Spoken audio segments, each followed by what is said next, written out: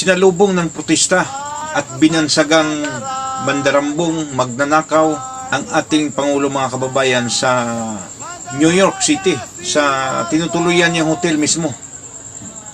Nagrally ang ating mga kababayang OFW doon at nakakahiya ang nagiging tagpo, mga kababayan, na instead na matuwa, magiging masaya ang mga kababayan natin doon dahil dumating yung pinunong ihikituibo natin.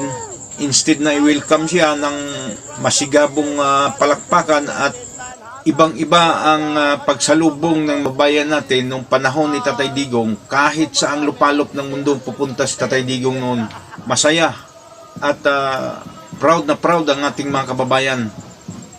Nasasalubungin ang ating mahal na Pangulo noon, si Pangulong Tatay Digong. Pero ngayon, mga kababayan, baliktad. Nakakahiya sa buong mundo. Panoorin niyo yung video, mga kababayan, kung anong mararamdaman niyo sa harap ng mga Amerikano, mga kababayan, sa working visit umano ito ni Pangulong Marcos Jr., kung saan magsasalita siya sa United Nations Security Council. Instead na salubungin siya ng tuwa, saya at ligaya ng mga kababayan natin doon, kabaliktaran ang nangyari. Nakakahiya, mga kababayan. So ito ba'y nitong ganap ang gusto nating mapanood, gusto nating ibahagi sa buong mundo na ganito na tayo ngayon? Ang ating presidente ay hindi na nirerespeto ng mga kababayan natin.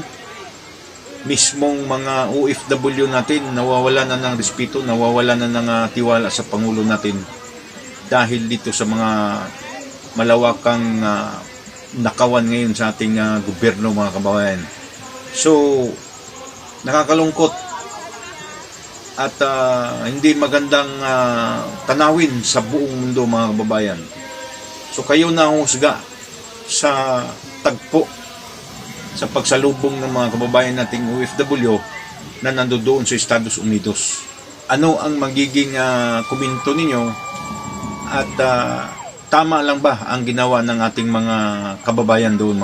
Manatili tayong magmatyag, manatili tayong makikialam at makikibaka sa mga nangyayari ngayon sa ating bansa. Pagdasal din natin ang ating inang bayan para sa kapayapaan, kaligtasan at kaunlaran. Mabuhay tayong lahat, mabuhay ang Pilipinas.